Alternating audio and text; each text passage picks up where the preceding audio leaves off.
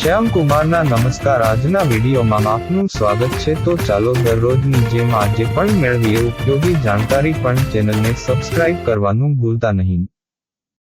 Office એ કામ કરવાની જગ્યા છે. તમને કોઈ સહકર્મી સાથે સમસ્યા થઈ શકે છે, પરંતુ તેને કાર્યસ્થળની શાંતિને બગાડવા ન દો. બિનજરૂરી ઝઘડાઓ, મનોબળ કામનું વાતાવરણ તો બગાડશે જ, પરંતુ ધીમે ધીમે તમે હાસ્યના પાત્ર પણ બનશો. જો કોઈ સાથીદાર ગુપ્ત રીતે ઈર્ષ્યા કરે છે, વારંવાર તમારી કાર્યની ઓળખ છીનવી લેવાનો પ્રયાસ કરે છે, તો તેને પકડવાના રસ્તાઓ છે. તમે તમારી ગરિમા જાળવીને યોગ્ય જવાબ આપી શકશો. કેવી રીતે જાણો?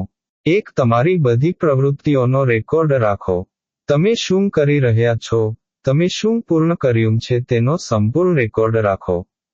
પછી જો કોઈ ખોટો દાવો કરવાનો પ્રયાસ કરે તો તમારી પાસે અકાટ્ય પુરાવા પણ હશે. જો શક્ય હોય તો, તમારા રોજિંદા કામ અથવા વિશેષ કાર્ય દસ્તાવેજો બોસને અગાઉથી ઈમેઇલ કરો. 2. કામ પર કોઈની સાથે તમારી યોજનાઓ વિશે ક્યારેય ચર્ચા કરશો નહીં. તમે કામ વિશે શું વિચારો છો, તમે કઈ દિશામાં જઈ રહ્યા છો, તમારા વિચારો તમારા સુધી રાખો. તાત્કાલિક કામગીરી પૂર્ણ કરી ઉચ્ચ અધિકારીને મોકલો. જો કોઈ સહકર્મી તમારા કામ વિશે ગુપ્ત રીતે જાણીને તમારી મહેનતનો શ્રેય ચોરી લે છે, તો પહેલા તમારો ગુસ્સો ન ગુમાવો, પછી ભલે તે ગમે તેટલો ગરમ હોય. સહકર્મી સાથે ઉગ્ર દલીલમાં ન પડો, તો તમારું માંગ ખતમ થઈ જશે, અને સમસ્યા હલ થશે નહીં.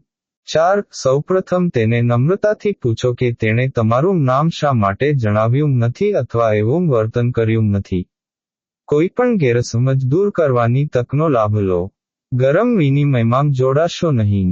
5. જો સહકર્મી તેની ભૂલ સ્વીકારવા માંગતો નથી, તો તમે બોસ સાથે વાત કરો. સમજાવો કે કાર્ય માટેનો વિચાર અથવા યોજના સંપૂર્ણપણે તમારો હતો.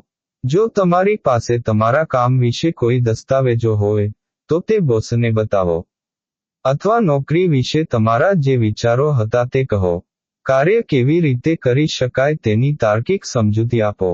તમારી પ્રતિભાનો પરિચય પણ આપો. પછી કદાચ તેને સ્પષ્ટ થશે કે નોકરી ખરેખર તમારી હતી. 6. જો સાથીદાર હજી પણ તમને સ્વીકારવાનો ઇનકાર કરે છે, તો ઉચ્ચ અધિકારી સાથે વાત કરવામાં અચકાશો નહીં. તેમને તમારી સમસ્યા સાબિતી સાથે જણાવો.